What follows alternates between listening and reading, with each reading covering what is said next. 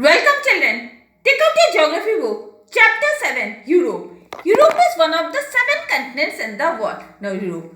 Out of 7 continents, Europe is one of the continents. It's a continent that comprises the western parts of Eurasia and appears to be a western extension of the Asian landmass. Now, it's a continent which comprises of the western part of Europe and it appears to be a western extension of the Asian landmass. Europe has a high population density second only to Asia. Now, Asia, it has the highest population and next after Asia comes the Europe. So, Europe also has a high population density next to Asia.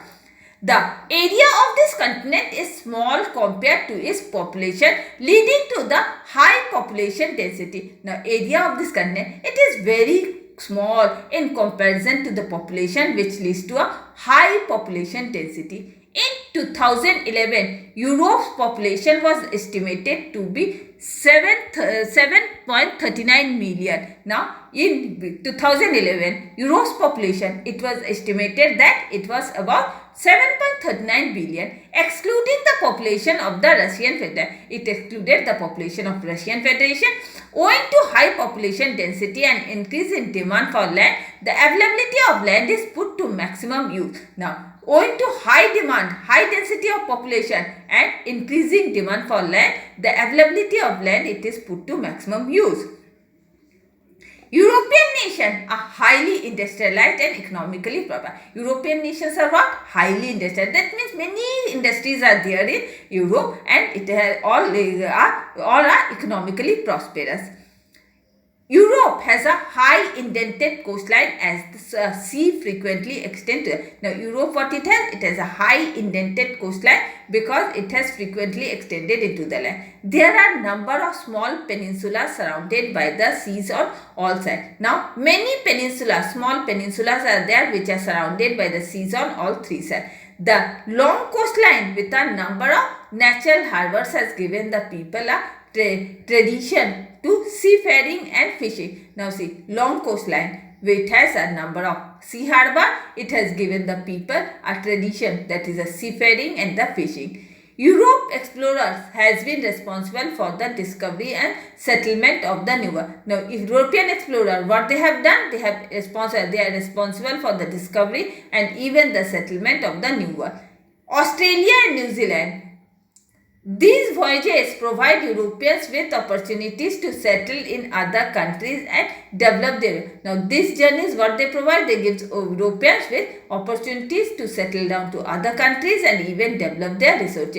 European nations are at the forefront of international shipping and trade. Now, European nations, they are at the forefront of this European international shipping and even the trade.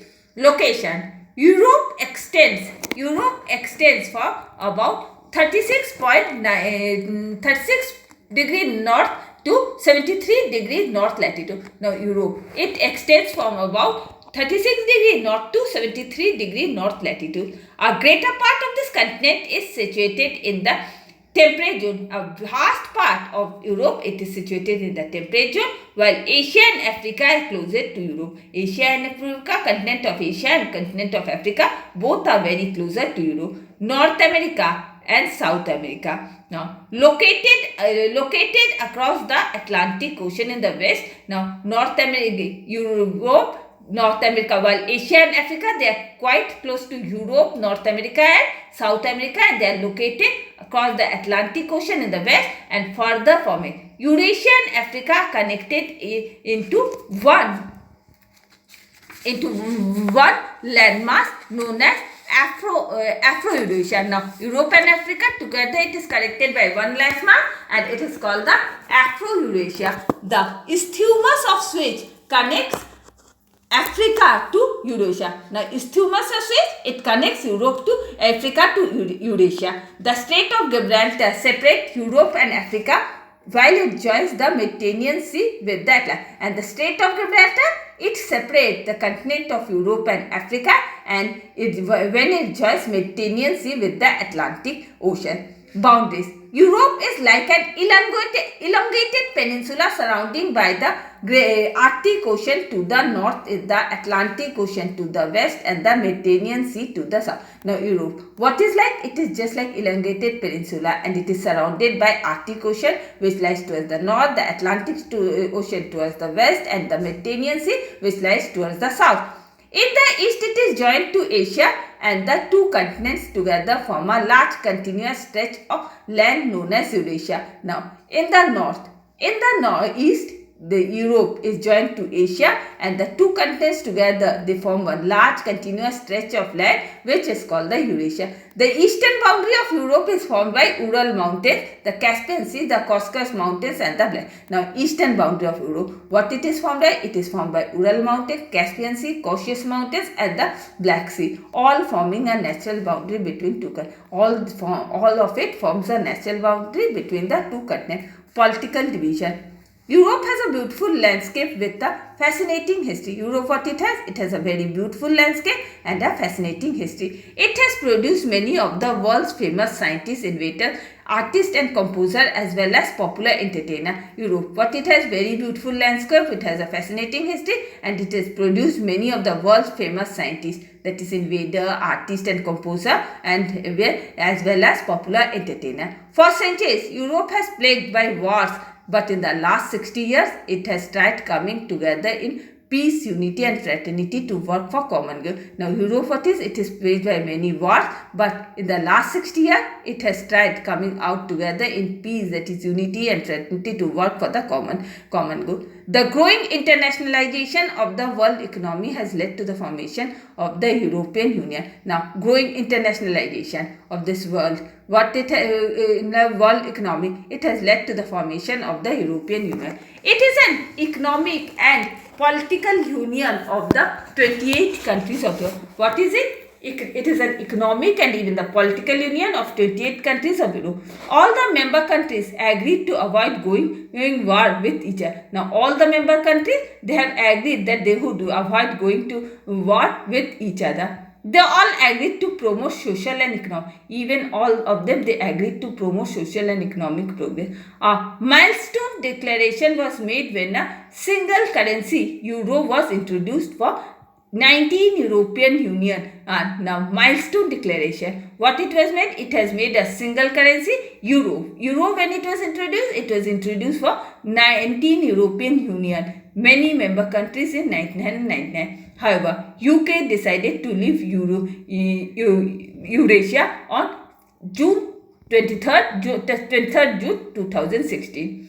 Study the map showing the political division of Europe is displayed. Now, if you study the map, you can see it shows the political divisions of Europe.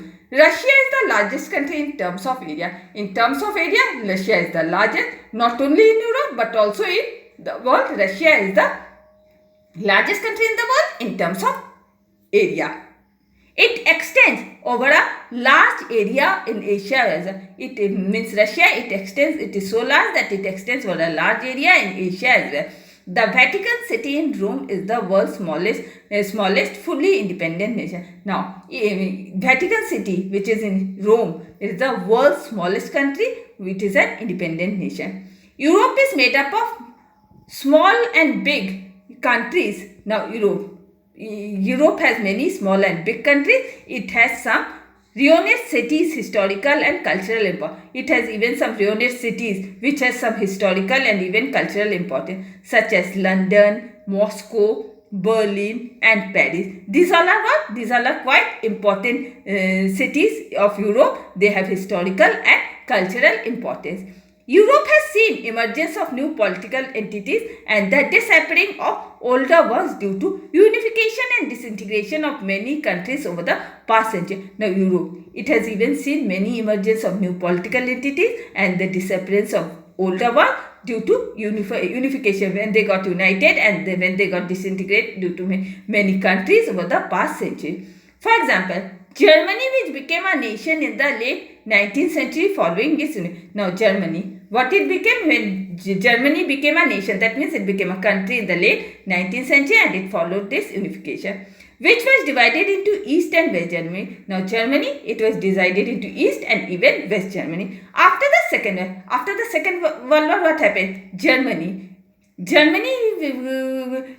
was divided into two, that is East and West Germany. In 1990, the old political status of Germany was restored after East and West Germany were reunited to form a single nation. Now in 1990, what happened? This old political status of Germany, it got restored, and after East and West Germany again got reunited to form a single nation. Some major groups of countries.